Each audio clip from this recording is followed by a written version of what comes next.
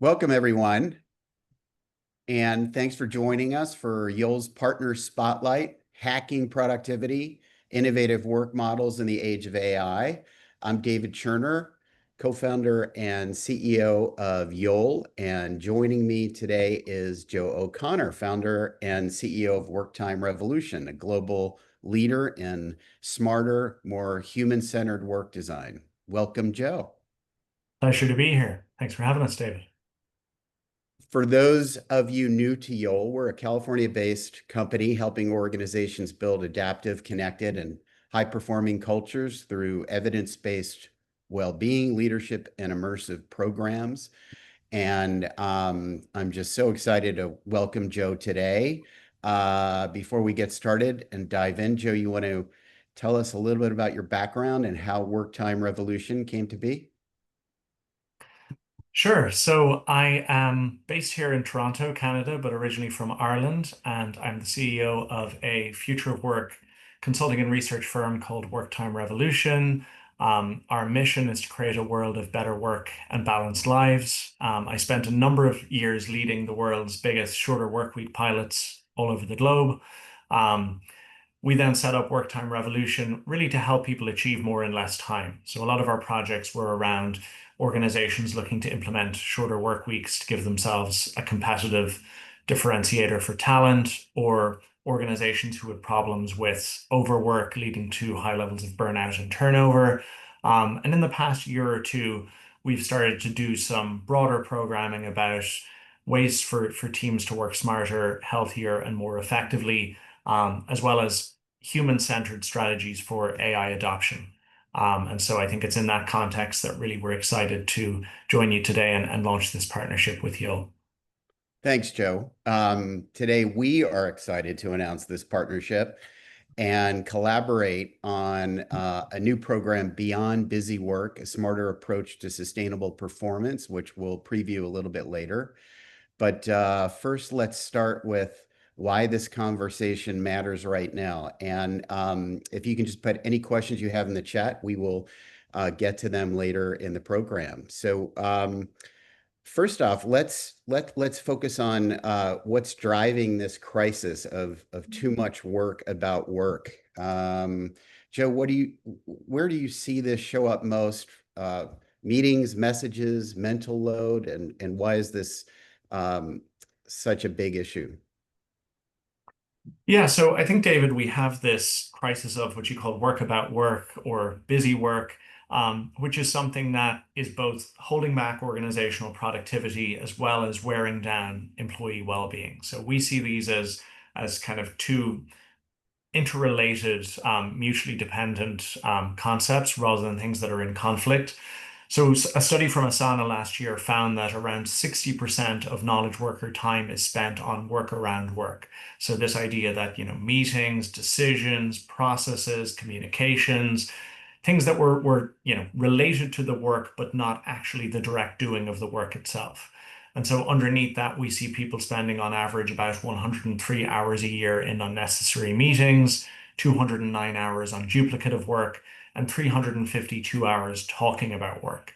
And so it's really, it's this challenge that our program has been designed to try to address, recognizing that if we can actually resolve this problem, we can raise both boats together. We can both improve organizational productivity as well as improving the conditions for employees to be healthy and well at work. What's the biggest misconception leaders still have about productivity? So I think, and we've seen some of this in the debate over the past number of years. It is still this, proxy of activity and availability being used as an indicator of performance, productivity, and dedication. There was a famous episode of Seinfeld where George Costanza accidentally locked his car keys in the office car park shortly after getting a new job with the Yankees. And what he found was that early in the morning, his boss was showing up to work and he was seeing his car in the car park, and his boss was marveling at the dedication of George being the first person into the office every morning. And then later that evening, his new manager, who's a kind of a a late owl, he was still seeing George's car there and he was thinking, wow, this Costanza guy is really burning the midnight oil. So while George was actually taking an unapproved vacation, his boss was thinking about giving him a promotion. And I think that this anecdote 30 years on actually cuts to the core of this performative busyness culture that I think is really a huge problem in the modern enterprise. And so overcoming this and shifting towards a culture which is much more about outcome and achievement rather than activity, availability, and responsiveness is really critical for organizations today. Why is the busyness equals value mindset so hard to shake? I think it's because it's something that is so culturally hardwired. There was a study that was published in Harvard Business Review earlier this year around this concept of the detachment paradox. And it was effectively this idea that managers, when asked if they believed that taking time away from work, switching off, disconnecting was actually good for the performance of their employees, they fundamentally agreed. However, it was also found that they punished these same employees by viewing them as being less committed and dedicated, and by also passing them over for promotions. And that isn't because these managers are inherently bad people, and it isn't because they're trying to sabotage the performance of their own company, but it's because this is a mindset that I think is just so deeply embedded within modern work. And I think it does take a big shift and a big lever to try to be able to dislodge that. Which brings us to what you call the shift from efficiency to effectiveness and why the old productivity playbook no longer works. I've heard you say in the last 6 months that we've been working together, efficiency is a tool's job, not a human's job. Can you unpack that a little bit? So let's back it up for a second and think about the old industrial definition of productivity, which is output over hours. And that was designed for a time when there was a very direct relationship between an hour of labor and the outcome that was being achieved by the organization. And we know that over the last number of decades in most industries, that formula is no longer particularly effective. I mean, even when we think about output, you could have knowledge workers who are producing a lot of output in the form of, attending meetings, producing reports, but the relationship between impact and value has become less and less direct over time. And so when we think about, a new way to define productivity, we need to think about what direction is human performance going to go in the world of AI.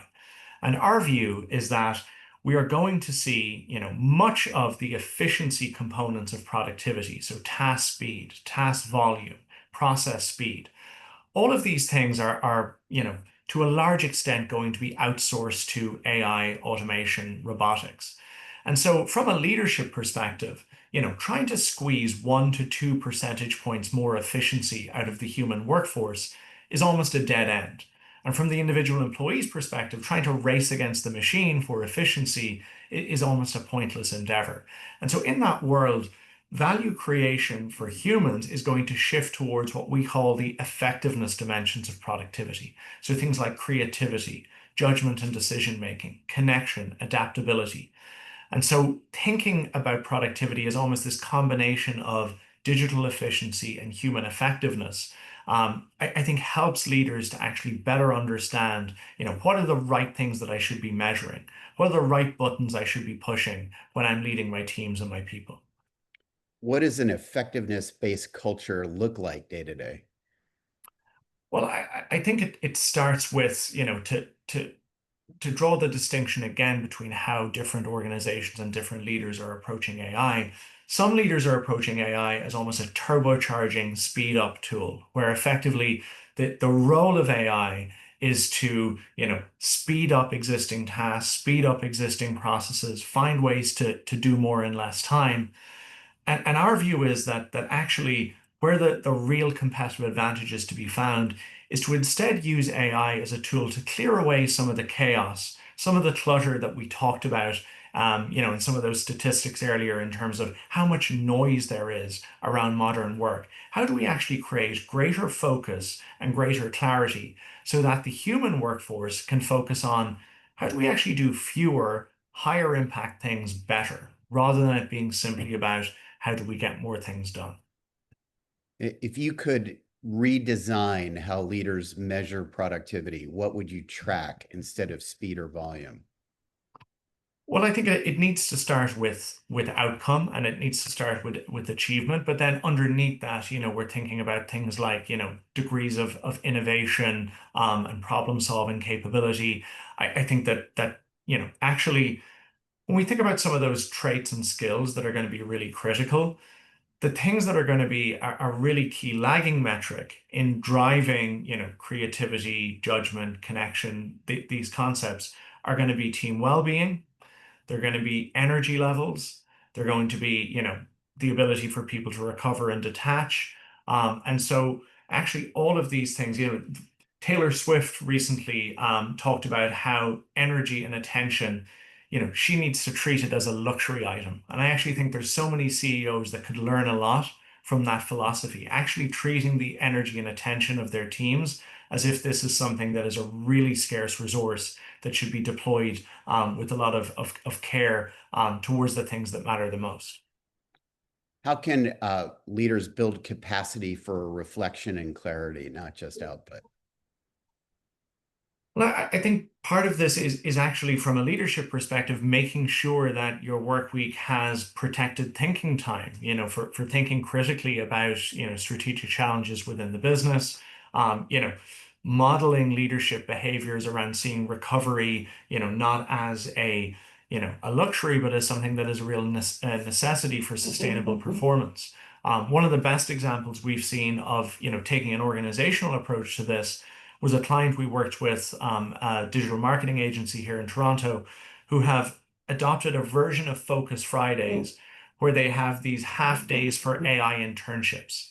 And so it's effectively protected, structured time for experimentation, for upskilling, and for learning. And so it's kind of recognizing that if this is something that we're saying is a strategic priority for the business when we're on conference stages, if we're saying that this at a macro level is one of the important things in terms of the direction that our organization is going in the next 5 to 10 years. But then at a micro level, we're not creating any time and space for people to actually engage. And we're forcing people to actually learn and adopt these tools off the side of an overflowing desk or, on people's own time outside of work, this idea of shadow AI. I think that that's a really important thing that organizations need to grapple with. And what we're seeing right now is, lots of ambition at the top level, but then as we work our way down through the organization, not enough capacity being created to put that into practice. All right, well, let's layer in technology because AI is changing how work gets done, but not always how people experience it. Everyone talks about AI as a productivity boost, but you said the real constraint is capacity, not capability. What do you mean by that? Yeah, so I think it's relevant to what I just talked about. So there's a new study that came out, well, back in June from it was the European Union's Generative AI Outlook report, one of the biggest data sets around AI adoption that we've seen globally.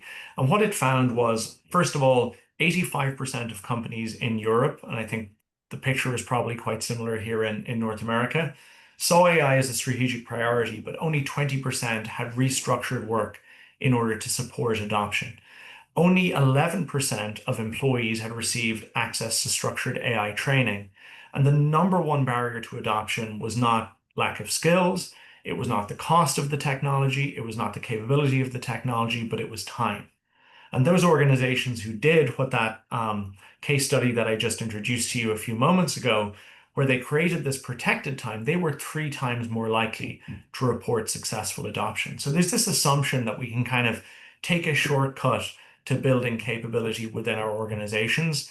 We think we need to start with capacity and that, expecting people to, just handing them licenses for these advanced tools and expecting capability to just happen magically. It's like driving a Formula One car in rush hour traffic. It's really just not going to deliver the outcome that you're looking for. We've been recently, we've been spending a lot of time with nurses and nurse leaders, and trust and psychological safety comes up a lot. Where do trust and psychological safety fit when teams start experimenting with AI? I think there's two really important components of trust. The first is, how do we get people to engage and buy in to our strategies and to technological adoption? And we know, the one thing that's not different about AI is that we know that, you know, with any digital transformation or productivity initiative in organizations, the number one reason why it fails is because it lacks enthusiastic buy-in from the workforce. I think that actually this is playing out with AI in an even bigger way because for people, the risk and the lack of trust is even greater. This is something that, rightly or wrongly, people are associating with potential job loss and displacement. And so I think leaders need to recognize that the backdrop and the mood music, if you have a neutral communication strategy, people are defaulting to the assumption that this is a threat. And so actually there's a real exercise, a positioning exercise that leaders need to do to actually make the case for why this is a shared benefit.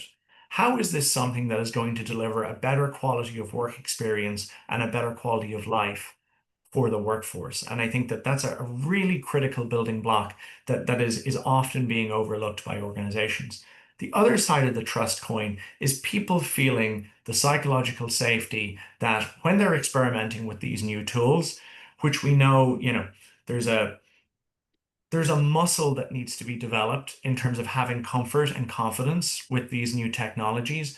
And therefore, in order for people to do that, particularly at this stage of AI's development, where we know, these tools are changing so rapidly, and therefore it's not just bolting a system on that's been, like an ERP system that's been developed and rolled out by, hundreds of organizations in the same industry as you know, to some extent, we're all like entering this very pioneering unknown ground together.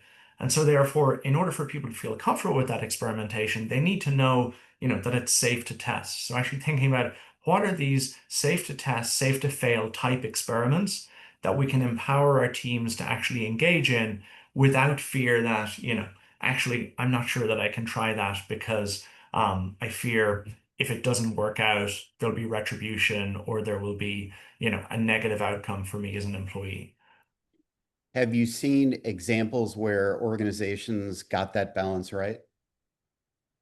Well, I think the example that I shared earlier, where actually this idea of having, AI use case workshops, innovation sprints actually built into people's schedules as a priority, is a really big thing. The other component of this that I think is really important is when we think about role redesign. And so, if you think about the role of a knowledge worker, let's take an example. Somebody who is drafting press releases as a junior employee at a public relations firm. Their role, to all intents and purposes, to anyone I talk to in the industry, has already fundamentally changed. AI can knock out the first draft of a press release quicker and arguably more effectively than an entry-level employee who's just come out of college in that industry. But what that's meant for those jobs is that their role is now turning into a coordination role, an orchestration role. They're, instead of drafting 5 press releases in a week, they are reviewing AI generated press releases, improving them, tweaking them, tailoring them so that the version that goes to sign off is a better version. And that requires some different skills. And it also means that the value creation is changing. The value is less in having the knowledge and having the experience, and it's more in how do we interpret that knowledge? How do we ask the right questions? How do we curate that information? How do we make good judgments based on that information? And so I think thinking about individual roles in that way is going to be really important. The problem, though, that organizations have is that most teams are purely thinking about this in terms of how is it impacting my job today? What are the tasks that I'm going to do in the future versus the tasks that AI is going to do? And that's creating anxiety and it's creating stasis. And there's a real opportunity, I think, to kind of flip that on its head and actually give people agency, give them, this bottom-up process of actually reimagining what their role could be. What's the new problems we could solve? What's the new value that we can create? And again, that comes back to people having that psychological safety and that permission to engage in that process. And an idea of freeing up capacity and designing systems that support real learning is at the heart of our collaboration on Beyond Busywork. So Beyond Busywork blends science, strategy, and simple practices to help teams reduce friction, restore clarity and energy, and embed well-being into the way work happens. And it's available in three formats: an essential sprint deep dive series and a retreat intensive with optional add-ons such as an AI learning coach through our partner, Sageful AI, and an ROI toolkit for measurement. Joe, from your perspective, what inspired the partnership with you all, and what gap are we filling together? I think when we were first introduced to each other, David, and we had our first conversation, it was clear that we had both arrived at the same view and the same position in terms of the conversation around workplace well-being, that we needed to figure out how can we move this from being something that's regarded purely as an individual wellness problem to something that's a corporate productivity imperative. And so, when we think about, well-being and how, not effectively designing for employee well-being can lead to things like burnout and overwork. Burnout, according to the WHO definition, means people feeling cynical towards their work, people feeling a lack of confidence in their performance, and people feeling exhausted at work. And it's not just one of those things, it's all three of those dimensions playing out in tandem. And so if you think about it, is there a single bigger thing that you could do to improve the productivity of your team than actually being able to, release the 2/5 of the workforce that are currently experiencing those symptoms? And so I think this, the opportunity that this program presented for us was, an opportunity to actually come at this problem from a different perspective, and reframe the fact that, by moving beyond busy work, we can raise those two boats together. We can both improve employee well-being and also improve organizational productivity. How does Beyond Busywork translate research into habits that stick? So I wonder if now might be the appropriate time to share a little bit about the program. So if you'll just bear with me for a second here, we'll try and get my screen up. While you're doing that, I'm just going to say, from our perspective, this builds on our decade of leadership and well-being work and really fills a gap in our portfolio. And we could not be more excited about launching this today. All right, David, maybe you can give me the thumbs up to let me know that you can see this. Yep. Yeah, so we're talking about this being about moving teams and people from overload to an outcomes-based culture. And so it's delivered across 5 sessions. Really the kind of core audience is people leaders who either individually or within their teams or within particular teams within their organization, they see challenges with workload management and burnout, and they want to intervene in order to create more of a sustainable performance culture. And so it's this combination of, organizational science, micro strategies and simple practices to kind of embed well-being into day-to-day performance habits and disciplines. So some of the things that we focus on as part of the curriculum include, workload and energy mapping, so helping people actually redesign their workday based on their circadian rhythm and energy flows, looking at how we can improve collaboration and meeting design, which we know from the data is such a big blocker to capacity within the work week, individual focus rituals and recovery habits. Some of the conversation today is focused on how can we use AI in a way that actually helps people and enables people to work smarter and healthier. And then looking at the kind of cultural dimension. So, this is something that really can't purely be solved through personal productivity hacks alone, but it actually needs to be something that's embedded into team norms. And so we do that through a series of practical challenges. We like this kind of challenge-based structure for, we know it takes just over 60 days to form a new habit. So kind of engaging people within these challenges is a very good way to do that. These kind of safe to try workplace experiments, as well as providing people tools that they can kind of, have in their toolkit for use immediately. Again, what are the problems we're seeking to solve? How do we reduce meetings, low value activities? message fatigue. So even a simple thing like, I'm checking my email 40 times a day. If I can figure out a way to check my email 4 times a day, I'm going to significantly reduce the amount of context switching and task switching I'm doing. And we know from science that it takes 23 minutes for people to get back into their optimal flow state and their optimal focus after they've been disturbed. So that's a really concrete example of something that people can do. So how do we increase energy and focus? And also creating this shared accountability. We're big believers that this isn't something that can be just left up to the individual. There needs to be collective responsibility for actually enabling people to work smarter and work more flexibly. Can you share an example where a team redesigned meetings or collaboration and saw a shift in behavior outcomes?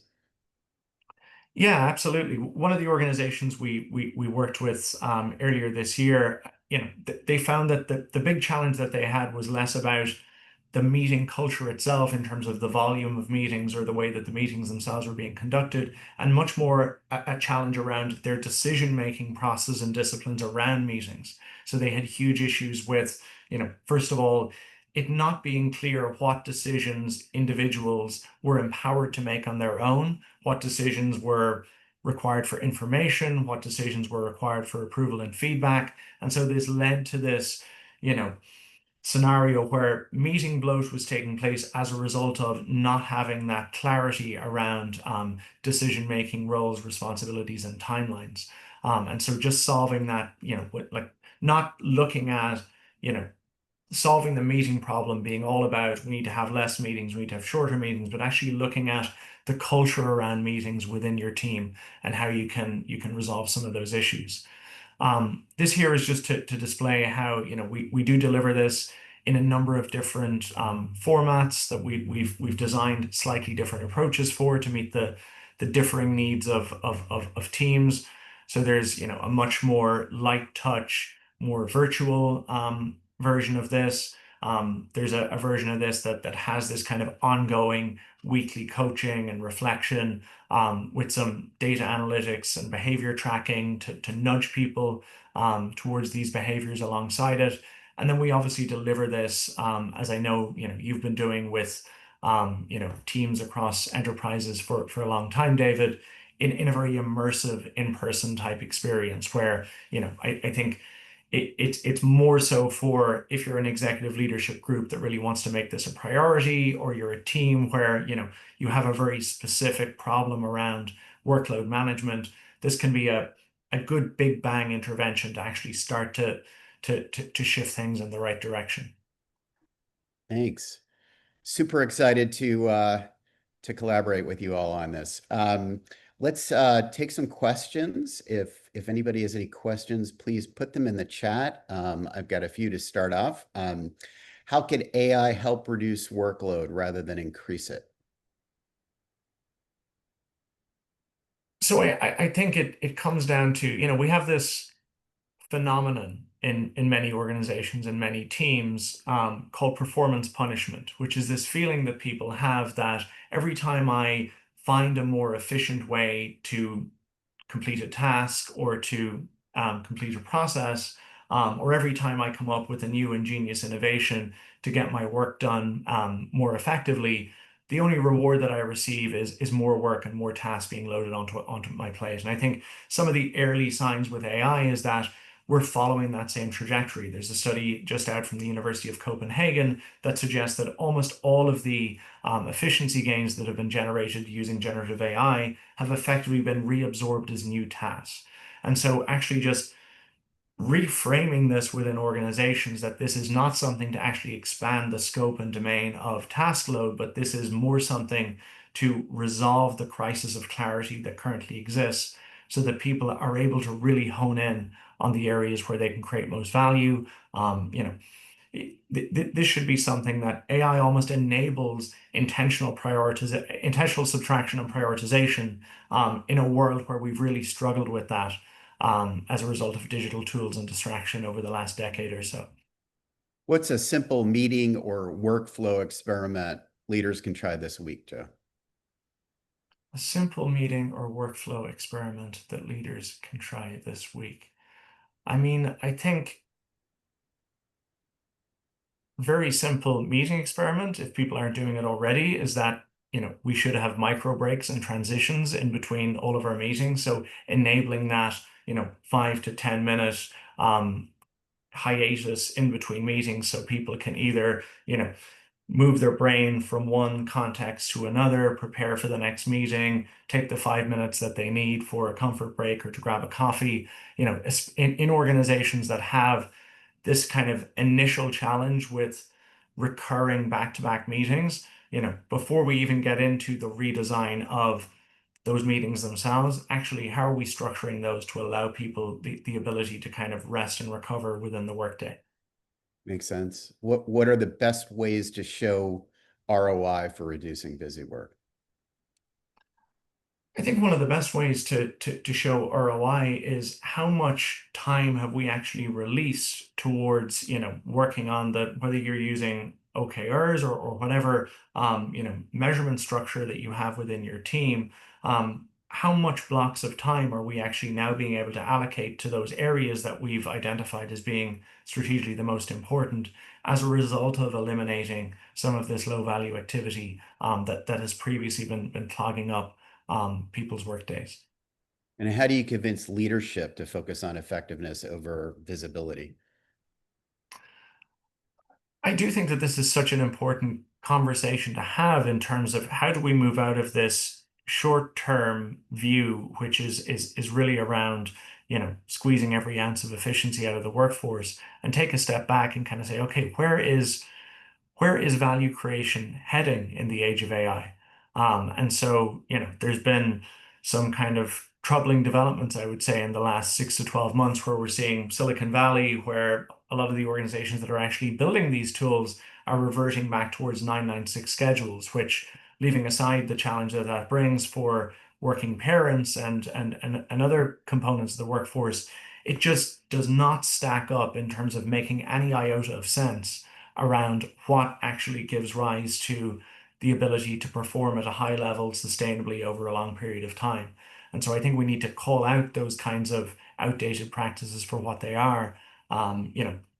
Regardless of the debate around, to me, I'm sick and tired of the debate around, are we fully in person, hybrid, remote? It's a conversation that's gone on for 5 years and probably 4 years too long. How do we actually shift away from that focus on scenery to the structures and systems around work, and make sure that, sure, there are teams and cultures that do their best work in person. That does not mean that we should turn the clock back and default to presence and availability continuing to be the key things that we reward within work. For those of you unfamiliar with the 996 model, Joe referenced, that is working 9 to 9, 6 days a week, which seems to be in vogue in AI companies in San Francisco right now, which is kind of crazy. Let's zoom out for a moment and close with what's next, the future of work beyond busy work. So, Joe, looking ahead, what do you see as the next frontier in reimagining work?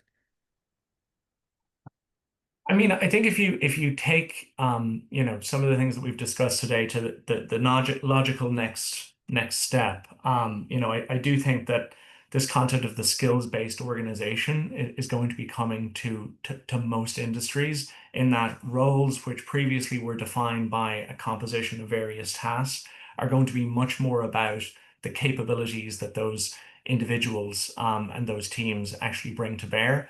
And that is going to require, I think, a significant shift in the way that we've measured impact, the way that we've led and managed our people, the way that we've, developed our people in terms of learning, training, and coaching.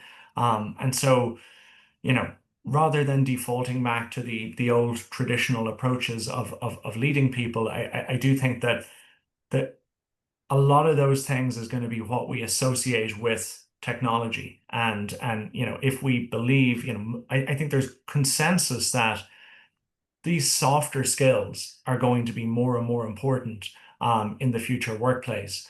And so those types of softer skills are not best cultivated in a 996 schedule with a hardcore work culture with a very machoistic leadership style.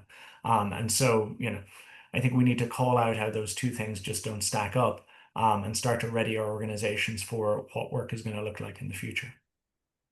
If every leader watching this made one change tomorrow, what should it be? What's one question they should ask their team to start that change? I think that actually having a open conversation with their teams about, their hopes and fears when it comes to AI, getting a pulse check on what the current sentiment is, and I think the organizations that have not yet either threatened or executed layoffs as a result of AI have a huge opportunity in that they are able to have the type of conversation with their teams about, what is the new future value that we can create in a way that some of those other companies just aren't able to have because they've, there is that fear and that anxiety that exists. And so I think actually capitalizing on that opportunity, not having this be something that, people read LinkedIn posts, they're reading the headlines, that this is something, even if it hasn't come to your organization yet, this is something that is sitting in the backs of people's minds and is really, I think, holding back their ability to really capitalize on the huge opportunities that now exist for organizations to reimagine the future. Joe, thank you so much for being here and for the important work that you are leading globally. We're just so pumped to be working with you and Grace and your team. And thanks to everyone for being here. We're excited to officially announce our partnership with Worktime Revolution today and the launch of Beyond Busywork. And to learn more about this program and bring this program to your team, visit experienceyold.com or just reach out to us at teams@experienceyold.com. That's experienceyold.com, and we'll be in touch. And we'll also send the replay and highlights of this conversation shortly after the session. So thanks, everyone. Have a great week. And thanks, Joe. Thanks, David. Thanks, everyone, for joining.